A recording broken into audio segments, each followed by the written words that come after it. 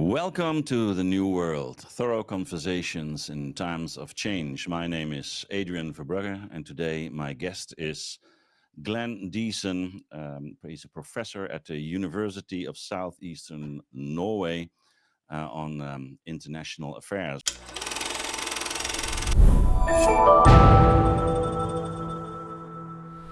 Welcome, Glenn, for the second time in this program. Yeah, thank you. It's great to see you again. Yeah.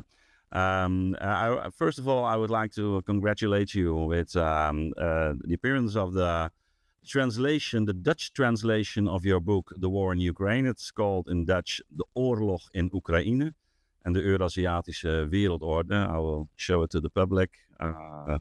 It appeared, I think, a few months ago in translation. So it was a good opportunity to have a conversation once again on the war in Ukraine. First of all, I would like to take a short look back at our last discussion, and then later on, this time I will focus on the last part of your book, and maybe we can go into some the current developments in the war in Ukraine and what we see on the world stage. So let me first ask you: can you make the audience? Can you explain in a brief explanation of the theoretical framework?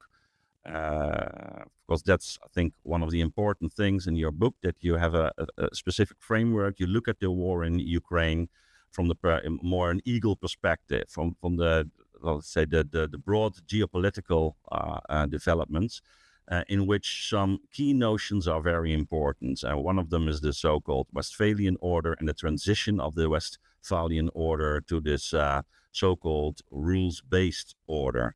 So maybe you can give us a short explanation of that framework. Yeah, well, that is my main framework. I wanted to look at this conflict in terms of world order for many reasons. For me, theoretically, this is what it mostly looks like to be about. And also it explains why all the actors have so much to lose and so much to gain. And this is very much, the whole conflict is defined in very zero-sum terms, where we're willing to take all of these great risks. Now, world order is effectively the rules of how the international system should work, and the world order is largely dictated by two main variables, which would be one, the distribution of power, and the second is the legitimacy of the system and how power is used. Now, we argue that the modern world order began, as you said, with the Peace of Westphalia in 1648. Because this is when we decided no one power was able to establish a dominance or hegemony in Europe. So we then went over to accept a balance of power systems. Many centers of power. If anyone attempted to expand and dominate, then the others would collectively balance. Now, in a system of multipolarity or many powers, based on sovereign, it has to be based on sovereign equality. So when you talk about the international law today, for example, it's usually about mutual constraints. Every state need to, give up some foreign policy flexibility, but in return, you get reciprocity, predictability. So this is how the international system has been built up. Now, I argue that after the Cold War, we had a huge shift. That is, the United States had an opportunity to restore what they saw as Pax Romana, or this period of time of hegemony or dominance, because then you mitigate the international anarchy. You can mitigate the security competition between great powers again. And this is a real good argument, because in Europe, one of the reasons why we're not having so much competition between the European powers is that there's less security competition because the US dominates. So this was the Western system we had, which after World War II, which we want to expand on a global level. So that was the distribution of power. It was intended to mitigate. And then, of course, we also had the rules in which were different under hegemon, because a hegemon will not accept mutual constraints. Again, why would a state constrain itself? So again, we saw international law begin to change rules, norms, in which we have sovereign inequality, where one side being it now the political West, can intervene in domestic affairs of other countries, but others obviously can't interfere in the West. So this is the dynamic of the world order that began after the Cold War. And I make the point as well, there was some genuine optimistic ideas behind this. This is mitigate security competition and elevate the role of liberal democratic norms. But what we saw, which was also predicted by many scholars in the 90s, was that the system wouldn't be so peaceful. It was based on peacetime alliances, which tends to be dependent on perpetual conflict. So, the US kind of needs to keep tensions between, the Germans and the Russians, Chinese and Indians, Arabs and Iranians, simply because one side will be very dependent on the US and the competing adversary would be weakened. So this is something many scholars, since Morgenthau at least, have warned about, these peacetime alliances that can be quite destructive. Furthermore, we see them to disintegration, I would argue, of international law to a huge extent, because what we're now referring to is rarely international law. We're talking about the rules-based international order. And this is what the Chinese, Russians, and all of are rejecting. They're saying this is for them, Orwell's Animal Farm. It's all animals are equal, but some are more equal than others. This is how they see the West's approach to sovereignty, and they won't have any of it. So this whole, democracy promotion, humanitarian intervention, all these principles which allows the West to interfere, they kind of reject all of them. And they would like to return to the United Nations charter, that this is the way it should be organized. So what we now see over the past few years is the distribution of power shifting. We're now effectively already in a multipolar system. You see this primarily in terms of economics, but also increasingly military power. And with this, you also see a pushback against the legitimacy because, unipolarity or hegemony, it tends not only to drain the resources of the Americans and the West, but it also drains the legitimacy. This was obvious after the Iraq War, for example, that empire becomes a heavy weight around the neck of the hegemon after a while. So this is where we're now. It's China, Russia, but also we see majority of the world would like to move towards a multipolar system. And I point this out because it's a good way of explaining how the rest of the world has reacted to the Ukraine crisis. And we can talk about BRICS, of course, later, but this is, they really began to gain a lot of speed over the last 2.5 years because they don't want to see the West defeat Russia and restore Western dominance. They would like to transition to a multipolar system. Doesn't mean they don't care about the Ukrainians, of course. Maybe one thing we could elaborate a little bit on. So the Westphalian order, which kind of the basis of this order was the sovereignty of the state, or the nation state. You can say, well, in the 90s we see this huge shift, in which the idea of rules became very important. Of course, there was this idea, I think, especially in the West, and maybe especially in Europe, that these rules were somehow, you can say, morally good, and that they were not dependent on the power relationships, but they were simply based on human rights.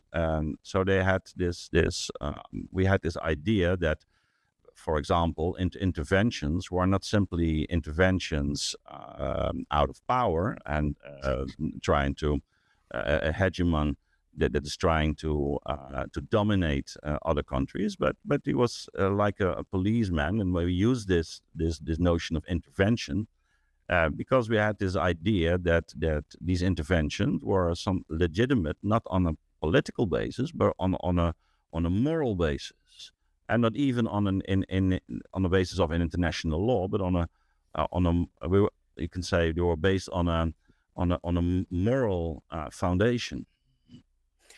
Yeah, and this is why a lot of the optimism, there was good reasoning behind it. But this is a challenge of internationalism because, as I mentioned, the point of departure in international affairs is really the security competition, because you have an international system of anarchy. All states have to compete for security. Now, the idea that you would elevate the role of liberal democratic values to create a more benign system, more moral, more just, more humane. It's a lot of this was based on good intentions. The problem is the internationalist movement was linked very much to a national cause at the end, because once you say that this elevation of liberal democratic values is dependent on hegemony, then you effectively link it to an entity of power. And if that hegemon would weaken, we assume that the values wouldn't be so strong anymore. So unavoidably, the leadership and dominance of the West is linked to the survival of these values. Yeah, and I think it's exactly one of the points that is very annoying to the rest of the world, is this attitude of moral superiority, of course. Yeah, well, we should... and also the hypocrisy sometimes that goes along with it. Well, we've done some of this before in the European history. I mean, if we remember French culture, it used to represent some kind of more of a cosmopolitan civilization, universal civilization, and a new internationalism, especially then after the French Revolution. And the idea was also, with the Brotherhood of Nations, to overcome some of this. But we saw that all this idealist internationalism eventually became subservient to a national cause. That is, the Europeans started to recognize, they were used as instruments against the British. So, we've done some of this before, and it's not just there. It's with all idealist internationalism. Look at the Russians after the Bolshevik Revolution. They were honest about not being really devoted to a national cause. They wanted a very, the Bolsheviks supposed to embrace a very internationalist cause. But again, it became very quickly dependent, it was demoted to a national cause. It was the center of Moscow which would dominate, which is why, the Yugoslavs, the Chinese eventually all were alienated. So I wouldn't contest the genuine intention. Just saying, by ignoring power, we hope to transcend power politics, but instead by ignoring it, we fail to mitigate the power competition. So while we speak of liberal democracy and positive sum gain and universal values, the Chinese, Russians, and others, they are quite annoyed because they see that behind all of this, there's always huge power politics. There's a reason why, after the Iraq War, we didn't, sanction a single McDonald's, but with the Russians, we stole 300 billions of their sovereign funds. So the rules then they can't be consistent. There's one rule for us and another for them. And this is So the narrative is very important, and in fact, we're having this discussion to trying to change a bit of the narrative that is dominant in the West, and by having this discussion, and of course the publication of your books, and also from other people, we try to develop, we can say, a sensitivity of what moves other countries and other leaders in the rest of the world, and I think that is one of the main task right now as intellectuals, to reflect on what is going on and to understand why things are moving the way they are moving, and people are acting the way they are acting. So let's get back to the main topic of today, the war in Ukraine. The fascinating thing, of course, is that when we, for example, hear the Western politicians talk about this war, then they refer to the Westphalian order. And they say, well, Ukraine is a sovereign country, it can make its own decisions, and Russia just started this war unprovoked, and so we want to keep up this Westphalian order and this basis of the sovereignty of the state, and when not, then chaos lies ahead. And of course, we have to make clear, and that this is why the war is so important to the Russians, that we won't go along with that. So it's one of the how would you respond on that? Well, that's the rules-based international order. It consists of two conflicting set of rules. On one hand, we have the UN Charter, what we know as international law. On the second, we have humanitarian law, in which we will then also include everything from democracy promotion, humanitarian interventionism. Yeah. And we tend to pick and choose. So, for example, I make the point with Kosovo, we said, self-determination. With Crimea, we say territorial integrity. So, why are, Western troops in Syria, occupying there, in Iraq? Obviously, the parliament there asked them to leave. Bombing Yemen since 2015. There's a lot of, and none of this conforms with Westphalia. So then we pick,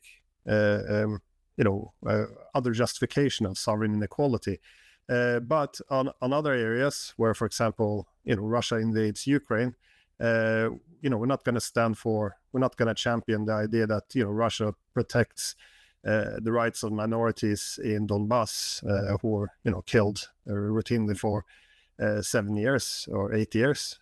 So instead, then we lean back at the UN Charter. So the point is, you have two sets of rules, and you can pick and choose which one you want to go with. So the consistency is gone, and it tends to always align towards national interest. But the same, I would say, applies to Ukraine, because what happened in Ukraine, we back toppling the government there. That's of course not in conformity with the 2004 Charter, the Maidan revolution. Yeah. And as the general prosecutor of Ukraine, Viktor Shokin, he argued that after the government was toppled, the Americans they demanded that they would be able to select or at least veto all government appointees, and he argued they were running Ukraine like a colony. And this is the one. The general prosecutor, Biden, eventually, fired him very publicly. And, the U.S. intervened very openly in Ukraine ever since 2014. And so none of this is consistent. But then, of course, Russia demands that, Ukraine is not made into frontline against Russia, and they invade. And then, of course, we lean more towards the UN security, all international law in accordance with the UN Charter. So it's this is the secret of the rules-based international order. There are no specific rules. Well, you have two sets, and you choose the principles. Yeah. So pick and choose, and of course that in the end it turns out very hypocritical for the some other countries. It's saying, well, on the one time you choose this, and the other times you choose that. Because, well, if you just look quickly at the sanctions, if you want to say, listen, Russia invaded Ukraine, they bombed and destroyed a lot of infrastructure, you can make a moral case why one should seize the sovereign funds of Russia, so Russia has to, rebuild Ukraine. A moral case can be made, but it's a very ad hoc decision, because you can make the same with all of our wars as well. Imagine not just the US, invading Iraq, but all NATO has been involved, from Yugoslavia, Libya. Imagine the rest of the world suddenly starting to seize all of our assets, all our money, and giving it to other countries. The whole system breaks down. So the rules-based international order is conditioned on hegemony, because you need one power which effectively make these inconsistent decisions and pick and chooses between which principles to follow. And then in fact, we're, I think, at the core of this war, or this geopolitical conflict, that you understand this war as a battle for a new order. One might say that, even looking back in history, that the relationship between politics and economics is also very important. You can say the revolution in the 90s was also accompanied with a very, you could say, liberal economic point of view, in which some capitalist actors became very powerful, and also defining or redefining political agendas. And don't you think that what happened in the 90s and the strong economical agenda, this turnaround implied, was in fact one of the reasons that the resistance in some parts of the world, and especially also in Russia, for example, was starting from this experience of, you can say, economic conquest or something like that. How's your look on that?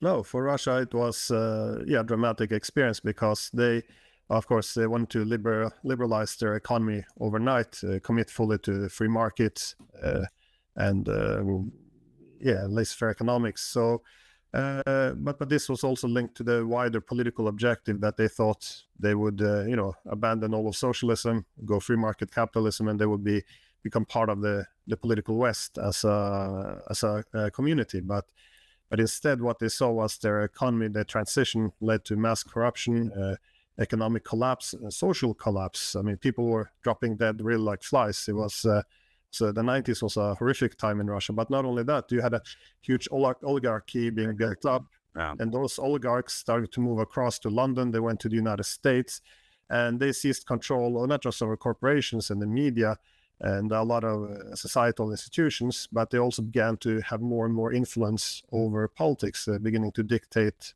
policies towards the Kremlin. But the interesting thing is that, in fact, it's not about a national elite in this time, but more like a globalist elite, not bound by any, you could say, regular borders or a national identity, but more like a kind of a group identity or a network identity. Yeah, no, very, very much so. And so this was, extreme globalization. It did not have the same good impact for the Russians. And what I was going for was, as the oligarchs set up in the West, they were feared to become instruments to effectively make Russia into a quasi-colony.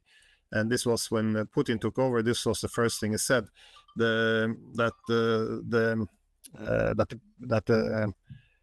oligarchs had to stay out of politics. Those who interfered into politics, they would be held accountable for the crimes in the 1990s. And everyone was accountable, by the way. And they ended up with a situation where the oligarchs who supported Putin, they would remain, and those who interfered, in other words, opposed him, they would be held accountable. That was the West's oligarchs, which is why we're very upset with Khodorkovsky and the rest of them. But on the wider thing, this is this was a huge problem with globalization and what comes after, because when you said that they have no national loyalties, this also applies in the West. This is one of our main concerns, that once you have national economies, they support the sovereignty. Once you have a more global elite who doesn't really belong here or there, their loyalties tend not to lie with the nation, and this is a lot of the tensions we have now. Again, how is this going on when you take a look at the Ukraine from that perspective? What is the role of the oligarchs in this case, do you think? The Ukrainians, or not only the Ukrainians, but whatever oligarchs. I mean, you can also, or even in investment companies, for example. Well, if you want to get control over a country, it's always good to have control over the economic institutions and the companies as well. So this was one of the problems, because in 2004, when we had the Orange Revolution in Ukraine, at that time as well, we had a very pro-Western, anti-Russian government put in place. But again, all the industries of Ukraine from the Soviet Union were still linked to Russia. All the economic interests, cultural ties were still linked to Russia. So, by 2009, Yushchenko there was the most unpopular politician in the world. Actually had like 2.7% approval rating. So they elected Yanukovych instead, and and then that lesson was taken, because this time around, all the economic ties between the Ukraine and Russia were cut. All the oligarchs were won over by the West, and also the cultural ties were attempted to be cut. So to cement Ukraine's position within the Western orbit. Now, actually the oligarchs are kind of interesting now, because now they lost a lot of their assets, which especially they held in the East, and you see more Western control over other Ukrainian industries, while the Russians are taking over all the minerals in the East, of course. And this is something Lindsey Graham pointed out as well, that Ukraine has a vast amount huge amount of natural resources. The German economic minister as well, he pointed out that Ukraine is just a sea of lithium. The problem is most of it is in Donbass. So if Europe wants to get a hold on all of those resources, which is important in the Green Revolution, they really need to get control over Donbass as well. But now it's going to end up in the hands of Russia. So it's all it really backfired, because if we could have a neutral Ukraine would trade with both sides, we could still have had access to it. Not preferential access, but at least access. How important was this, let's say, economic motive in the development of the conflict? It's a good question. When we say economics, it can mean many things. It can be the strategic resources, such as the natural resources, and I think a lot of those are significant. All the heavy industries and natural resources tend to be in historical parts of what was historically Russia. So from Odessa to Kharkov, the areas which effectively Russia would look to take if they can't get a neutral Ukraine. Was that also a motive for Putin, do you think? Yeah, well, I would think they're not elevated above economic interests. I think they're genuine, that their main concern is the threat of NATO expansion to the border. I think this is beyond well documented. I think they're genuinely concerned about all the millions of Russian speakers and ethnic Russians being marginalized in terms of political language and culture. But I think also it's important to keep that in mind. But economic, I think obvious. These are trillions of dollars in natural resources. And for the West? And for the West? Well, I think likewise. I don't think. I think states will behave like states, and I think these are huge economic interests for both sides. So unfortunately, this should have stayed with Ukraine to help to develop this country. But now when other great powers are fighting a proxy war on your continent, they're gonna eventually get some spoils of war. And what Ukraine has obviously is the industries. They have excellent agriculture, very fertile soil. They have this very strategic ports on the Black Sea. So whoever controls the Ukrainian coastline will have huge power over the Black Sea. And we're to a large extent we're competing over all of these things as well. And especially with the Black Sea, this if you don't understand the history of Russia, you really have to look at its struggle to have access to maritime corridors. This has been the whole history of Russia. Now you describe it in your book as well, and it's ever since Kievan Rus dissolved in the 13th century, they lost their access to the Dnieper River, and they struggled to a large extent to get access to these maritime corridors. They were for a long time dependent on Arkhangelsk, but this is where icy. It's not a great corridor. They finally got some access under Peter the Great, when they defeated the Swedish in the beginning of the 18th century. They got what's now St. Petersburg, so they got access to the Baltic Sea.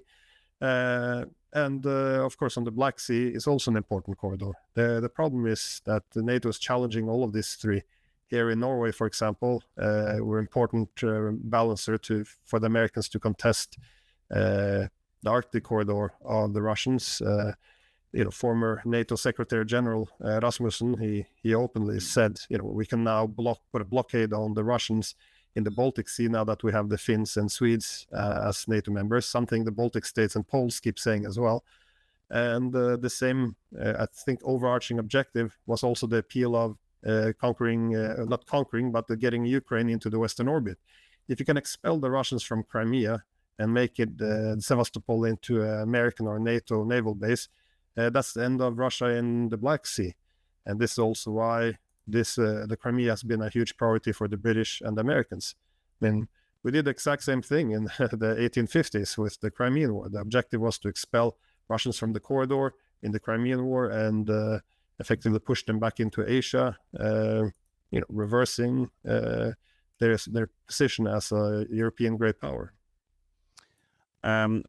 When we once more take this idea of economic interests, the question is in whose interest was this? Is this war? Yeah, sometimes you hear people, some politicians in the United States say, well, and in fact, what is the profit of the United States in this war? Why are we fighting this war? And of course, some people refer to this idea of the international rule-based order, pointing to the importance of democracy, the danger of Russia, etc. But at the same time, some critics are saying, well, the interests are more related to a specific group in the United States. How would you comment on that? No, I think that's very, very reasonable. And again, much like on the Russian side, they have the same on the American side. Getting Ukraine into the orbit is a huge, geostrategic significance as it pushes Russia into Asia as it sees it stops being a proper European power. So it has all of these interests, the military, the political, but it also has a huge economic interests. And this is also why. Again, the Americans have an oligarchy as well. They have a huge corporate interest, which dictates a lot of their foreign policy. So obviously, this has a huge influence for the external actors, which would like to get control over Ukrainian territory. And irrespective of what Russia ends up with, a large part of Ukraine will still have huge dependence on the West. They will owe the West a lot of money, and you'll have a BlackRock, JP Morgan being responsible for as they call the rebuilding. And, they will get a lot of control over agricultural land, resources, and other things. And this has also been part of the calculation of the Russians. Keep in mind that after Yanukovych was toppled in 2014, one of the reasons why Russia took Crimea was to very clearly signal to the Americans as well that this is off the table. This is no longer a prize, because that was a big prize for the Americans if they were able to get their whole hand on this. And they're doing the same now. And this is if they can strip Ukraine of some of its most valuable territory, this also makes Ukraine much less attractive to the American oligarchy, less economic interests. Why, if Ukraine now is simply a cost and there's not that much economic interest to get from this, then why would the West still have interest? And this is, when you saw Donald Trump pick J.D. Vance as his vice president, this was his argument. They're a huge cost for us. We're spending billions of dollars. How are we going to get this back? When Stoltenberg goes to sell the war to the Americans, keep saying, listen, we're buying all these weapons. These are American weapons. All the weapons you give actually finance your weapon producers. This is a good deal. You're killing Russians and you're making profit. But so part of the goal for the Russians is also to strip any economic benefits for the Americans in the long run to reduce some of this price. And of course, they have their own interests that they would like to get these resources as well. But this is as I mentioned before, this is a huge, fascinating thing that all the territories of where the Russian speakers are, the ones where they're more likely to get friendly governments in place, again, from Odessa to Kharkov, it just happens that this is also where the coastline is. This is also where the most fertile soil is, where all the lithium, not all, but most of it, the oil, gas, all the important resources, strategic corridors, everything they want is in this area. So it's this is why I also said for the West, it's really in our interest if we could restore a neutral Ukraine, which is a bridge between East and West instead of frontline. This would be beneficial to us, because if we're forcing it to be a frontline, the Russians will definitely strip Ukraine of all of these territories. How do you think that the conflict will develop itself? When we take a look at the battlefields, that it seems that Russia is having the upper hand. That the strategy of this aggressive attrition is really becoming successful. That the Ukrainian army is getting weakened. There are huge losses every day. So from a military perspective, the chances that Ukraine is going to win this war are getting smaller and smaller every day. So it's almost absurd to have this intention right now. So in a way, you can say we are forced to negotiate some way or the other. And I say we, so that means Ukraine and the West, because this is also a Western conflict, of course. But what's your opinion on the current, you can say, the political atmosphere regarding the war in Ukraine in the West? Well, I think it becomes, to a large extent, a story of political propaganda as well, because it's very difficult to turn this the narrative around. As you mentioned, we built up this huge narrative that this is simply a conflict between democracy and authoritarianism, and we can't lose. And the best time for negotiations would have been in November of 2022. Actually, U.S. general successful attack from Ukraine on the Russian forces. Yeah, exactly. And this was actually in November of 2022. General Mark Milley, he was making this point as well. Like, this is as strong as Ukraine will be in this rivalry with Russia. Now we should start negotiations. But we built up this massive propaganda. We're defeating the Russians. We're winning. So he had to, more or less apologize for his remarks and walk them back.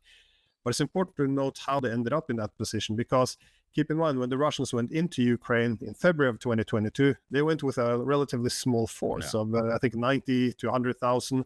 And their main objective was simply to force the Ukrainians to do what they rejected for 7 years, which was to implement a peace agreement. The Minsk Accord. Yeah, this is why on the first day, which we don't report well on the first day of the invasion, Zelensky confirmed, the Russians contacted us to negotiate the neutrality. We're willing to do this. But as we know, this was sabotaged by the Americans and the British, because they could fight Russia with Ukrainians. But anyways, what happened then was, they made a deal with Zelensky. They gave him all the weapons he would need to fight, if he chose to fight, instead of making this peace. And they did. And they were pushing back the Russians. The Russians, they hadn't expected this. So their forces were well overstretched. So the Ukrainians were able to push them back in Kharkov, Kherson. And this is why Milley said, by the autumn of 2022, the Russians realized, if we either will lose if we don't prepare for a different kind of war, that is a war of attrition. This is when they began to mobilize, put their industrial production into overdrive, and really build a huge army capable of such a war. That's why Milley said in November 2022, now is time for peace. And what happened? The Russians, they pulled back their front lines. They made them very tight so they wouldn't be overstretched. And the Ukrainians prepared for an offensive. The Ukrainians actually didn't want to make the offensive. This is what the Washington Post told us. The Americans pressured them to do so. According to the Washington Post, the Ukrainians were too casualty averse because, it's their men dying. Yeah. Anyways, they ran into this Russian front lines, which was like running into a brick wall. And they lost tens of thousands of men, all this equipment, just, horrific. And this was in the summer of 2023. And so the Ukrainians completely exhausted themselves. And this is when the Russians were building up this huge, powerful army. And this is the problem, because it's a war of attrition. All our media or journalists keep saying, look at the borders, they're not moving. It's stagnant. I kept making the point. It's not stagnant. Look at the casualty rate. well, we keep pretending as if the Russians are losing more. Yeah, you hear it every time, that the Russians are losing a lot of men, and even numbers like 500,000, etc. No, it's absurd, because if you say that 80% of casualty rates are by artillery, and the Russians have almost 1 to 10 in artillery favorable rate, how does any of this make sense? They dominate the skies, and now that all of the Ukrainian air defense have been knocked out, they have more opportunities. So they fly planes closer to the front line, and they use these glide bombs, which are very powerful. And they just completely just blow up all the fortification of the Ukrainians, and they just lose horrific amount of people. So there's nothing you can do anymore with this heavy Russian bombs raining over the front line.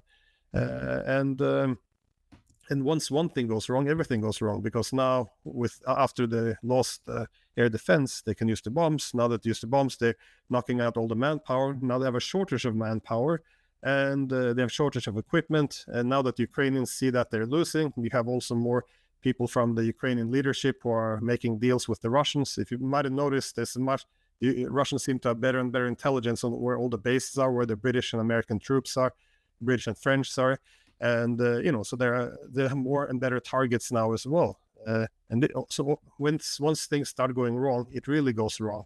And I think this is the position we're at now. Now that's always the danger that in the end of the war, the most casualties, when an army falls apart, then there's a huge risk of really terrible attrition at that time.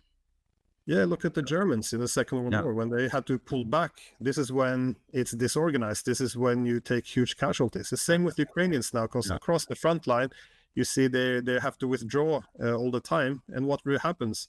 A huge part of the people, they desert. Other huge part, they surrender. And the people who pull back, you just see all these videos on the Telegram channels, all this equipment being attacked as they try to pull away. So they're taking immense casualty. And what is the best strategy for Russia in a war of attrition where the Ukrainians are weak? Well, you open a new front, and that's what they did in Kharkov. They open a new front because now the Ukrainians have to stretch their forces even more, which means that their front lines are even less staffed. So now, over the past week or two, you see all these envelopments. So they're encircling huge parts of troops, which are either being destroyed or they surrender. So it's just everything goes from bad to worse very quickly. And so this point in the war, what can you do? NATO, we either have to escalate or negotiate. And exactly. Let's play what we're doing. So this is from a military perspective, you can say it's time to negotiate. When you see this happening, then there is a real huge danger that things go terribly wrong. But how do you perceive what is happening on the political level right now? So, for example, Orban made this trip to Zelensky, went to Putin, to China to talk to Xi, went to Washington. But there's a lot of. He was criticized by the European Union, by the European elites. So they don't seem to move right now. At the same time, we see developments in the United States. Of course, the vice president or the might be vice president Vance, who was chosen by Trump, who is very critical on the war. What is your idea of what is happening right now? Well, the negotiations will be difficult because there's a lot of participants in this conflict, and I think possibly the Europeans, we might be the worst here because for the Ukrainians, I mean, Zelensky keeps giving more and more signals he's ready to negotiate. Kuleba at this moment is in China telling the Chinese they would be a good mediator. So they see that the war is coming to an end, that they can't continue this anymore. I think the Americans would like to keep it going until at least November, but this is also, I think things will be much worse situation then. So you're getting some discussion both from politicians and the media in the US that, some point there has to be negotiations. So everyone's recognizing it. The Europeans, I think, are quite unique because, as we mentioned, Orban, he went to Ukraine, talked to Zelensky, he went to Russia, talked to Putin, he went to China, talked to Xi. Then America talked to Trump, trying to feel out, what's known as diplomacy. He hasn't given anything away, and the response by the EU has been to punish him. Again, it's quite extraordinary because it's very hard to say what has he done wrong. He said they're undermining their unity, their position against Russia, all of this. But so for me, it looks like we criminalized diplomacy. We don't have to agree to anything, but I think it's directly related to the topic of your book, the rise of a multipolar order. As soon as you start to negotiate, it's also an acknowledgement of you can say the position of Russia and China in this new world order. So it's like the breaking point, isn't it? Oh no, I think yes. So, but this is the problem. Like we can continue to create our own, socially construct our own reality where this isn't happening. But at some point, reality will catch up with us. And I think now that you can't ignore what's happening on the front lines anymore. But it's a good point. It's a reason why Hungary is more likely to take this position, to be more to pursue a peace and to be more open to discussing the interests of Russia and China, because Hungary has become less interested in Western dominance and more interested in a multipolar world. This is not only West against East. This is the point. Turkey, Hungary, Slovakia, a lot of countries are now getting more seeking to adjust to multipolarity. Hungary, for example, every year I'm invited to the central bank in Budapest for what they call a Eurasia forum, to discuss the opportunities of a multipolar world, because it has challenges but also huge opportunities, and they would like to have more economic connectivity with the rest of the world. So so for them, they see the 1990s as America was the only game in town. So you go into NATO, EU, this is what you have to do to thrive. But now a multipolar world is coming. So holding on to an international system that is unipolarity, which no longer reflects the realities on the ground, it will be very unstable and it's not going to be easy to prosper. But if they begin to embrace multipolarity, the Hungarians believe this will be more profitable for them. This will give them more security, economic benefits, and political stability. So they're not really opposed to multipolarity, which is obviously, I'm assuming this is influencing their position on this war as well. And what's your idea about the dynamics within Ukraine itself? Of course, there's the national militias, or those forces within Ukraine who had really the intention to go to war with Russia. Are weakened, but they're still there. Is there a chance that within Ukraine itself that there's a shift coming? Yeah, I think so. A year ago, it was, I think, 10% of Ukrainians, according to their polls, I'm not sure how reliable they are, 10% were willing to trade away territory for peace. And then a year later, now it's 30%. So obviously the sentiment reflects realities which can't be ignored. But the former advisor of Zelensky, that is Alexei Arestovich, he had an interesting comment. He wrote recently, or said recently, that the propaganda has been like a train. It's been pushed so hard on all the Ukrainians that we're winning. The Russians are backwards and just hopeless on the battlefield. So he argued that because of this, the break length, as he referred to it, was very long. So it's going to be very hard to reverse this and suddenly tell, now that Zelensky is saying we're taking horrible casualties, we have to talk about peace, that it takes a while for the narrative to shift after, not just the Ukrainians, but we in the West like. Yeah, but I can imagine that also within the population, of course, the rumors are going around, and people are saying we're not believing anymore what they're saying on television. Yeah. They hear stories about soldiers coming back from the front line, or they hear about casualties within families, etc. So how long can propaganda be fruitful in a situation like that? No, I think it's weakening. Again, if you go on the Ukrainian Telegram channels, you have all these talks of veterans coming back. They're sitting on stage. The audience are like, "Hey, how is ridiculous are the Russians? They're fighting with shovels." All this stuff they hear from their media, and then the veterans usually say, "Listen, we're not doing ourselves any favors with this propaganda. They have better weapons than us. They're better equipped. They're better trained. We're walking into a bloodbath. So we have to be, adjust to reality. Otherwise, we're going to lose." So some of the truth is coming through, and also because they have a shortage of manpower, they need more aggressive recruitment policies. I know in the West now we're talking very openly about deporting Ukrainian refugees, and in America they're pushing for Ukraine to lower the conscription age, all this stuff. But one of the things they're also doing is these aggressive recruitment policies, where they're just pulling people off buses and off the streets and throwing them into vans and effectively sending them to the front line. So this is causing backlash. First of all, these are not great soldiers because they're not very motivated.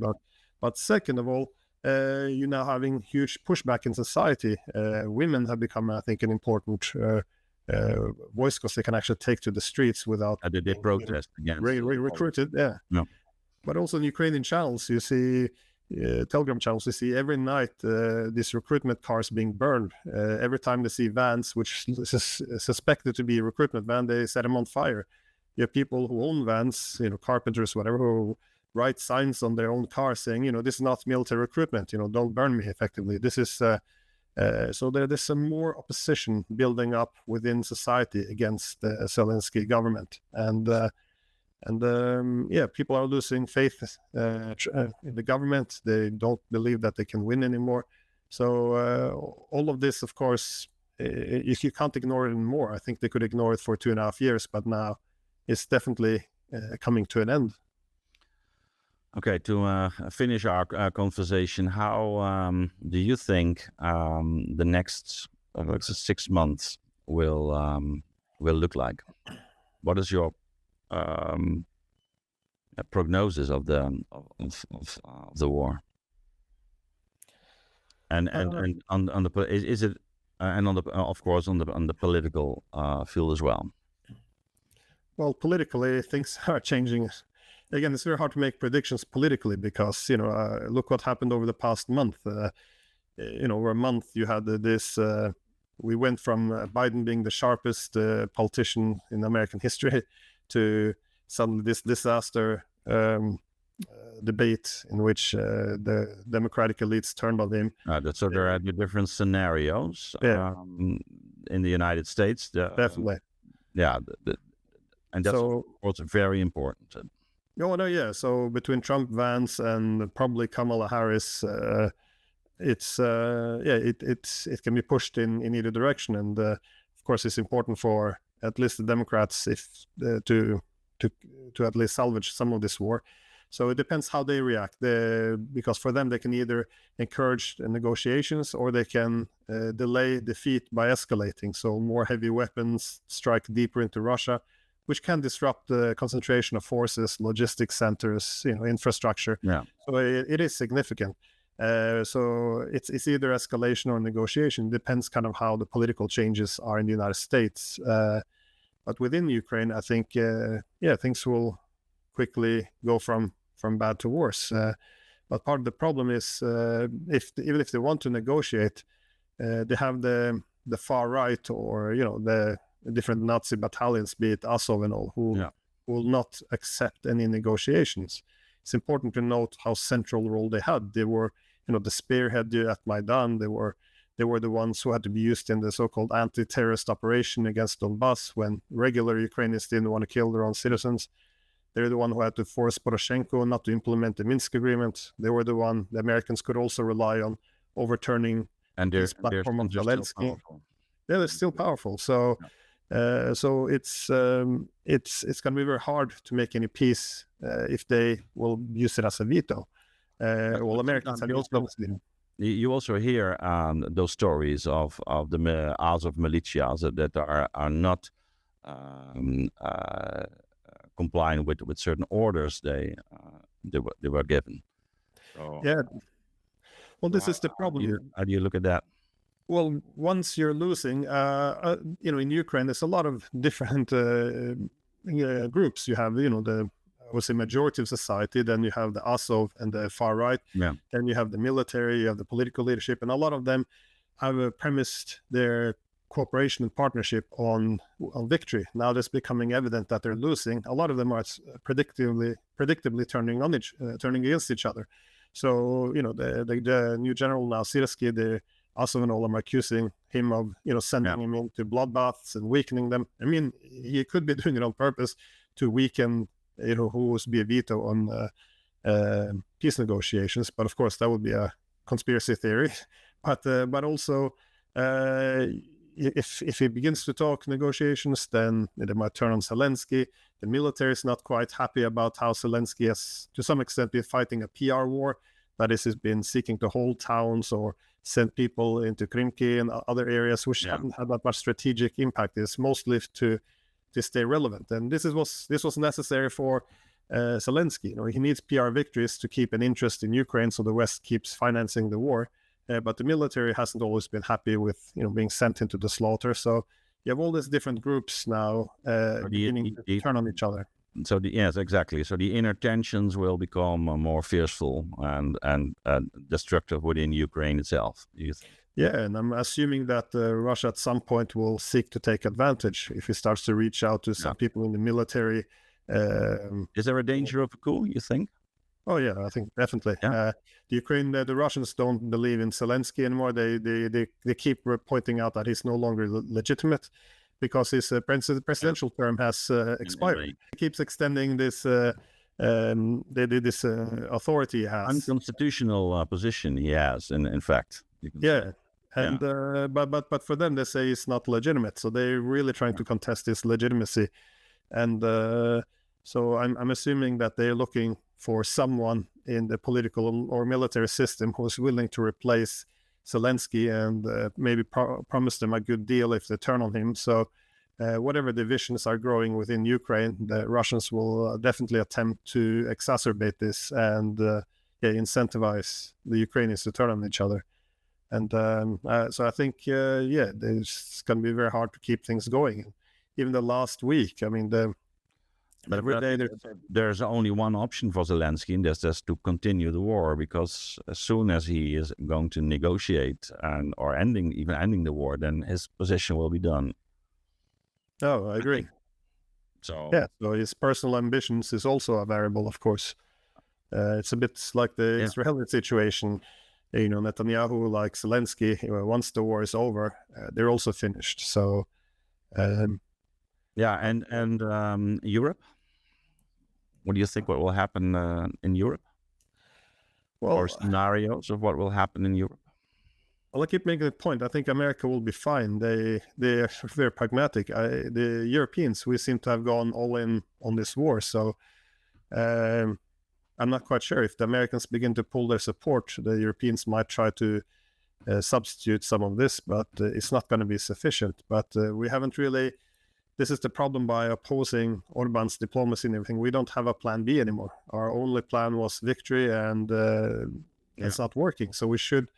This is why it's unclear to me. I think we failed to pursue our national interests, which is why you see now a vacuum in legitimacy. That is a political crisis across the West, as you see in the polls and the elections. So I think in Europe we're gonna have a very hard time going forward. The economic aspect as well, and this is the Russians after this, they're not going to be in a hurry to mend ties with Europe, because for them, the main thing they learned from this war was their economic development and modernization should not be dependent on the West anymore. Their whole economic connectivity is being directed to the East, and they have built a huge, powerful army, and that will point its weapons to the West as a deterrent. But for all its energy and economic partnerships, all of this is devoted to Asia now.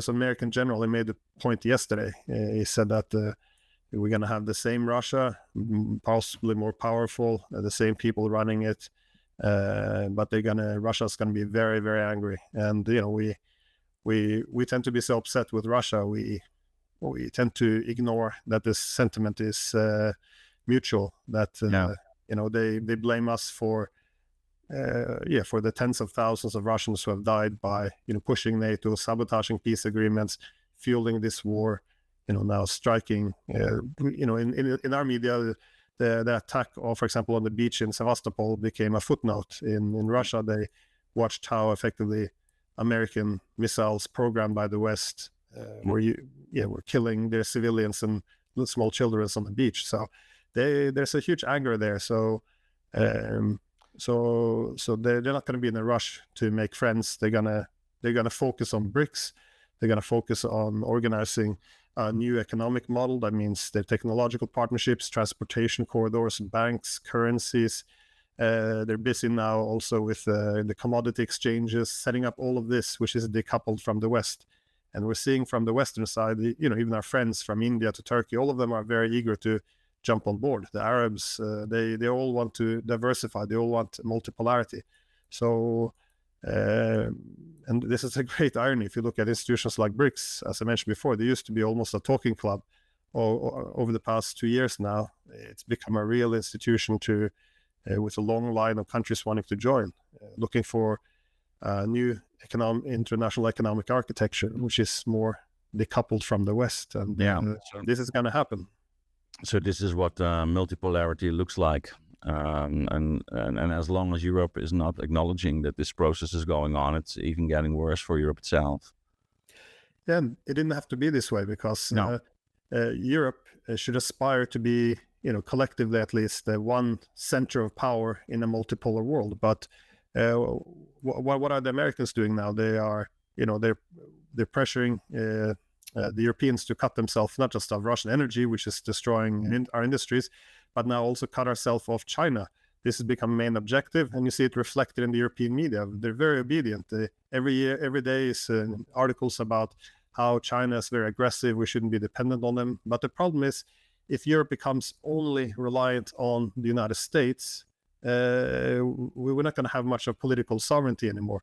What you really want to do is diversify your economic partnerships, deal with everyone, the Indians, Chinese, Russians, America. You shouldn't cut yourself off other centers of power. And this has always been the problem since the 90s, when we decided to redivide the continent and militarize it. We're no longer the subject. We're an object of security. We're now exactly. The Russians have become much more dependent on the Chinese than they wanted, and the Europeans will become much more dependent on America than we wanted. So, that might be a reason in the end for Russia just to improve the relationship with Europe in the end. It will take some time, but let's hope, because they're also part of our history, of course, and the Western history. And I think it's one of the more important, of the most important issue in the coming decades. This relationship with Russia. Glenn, I would like to thank you for your really insightful comments on what and analysis on what goes on. And I want to recommend the audience this book, The Ukraine War and the Eurasian World Order, and in Dutch translation now for our Dutch viewers, De Oorlog in Oekraïne en de Eurasiatische Wereldorde. So thank you very much for your insights and your time to be with us. And the New World. It's a very, I think, title that is very suitable to the situations we're in right now. Yeah, very much so. Okay. So now, thank you very much, Glenn. Bye.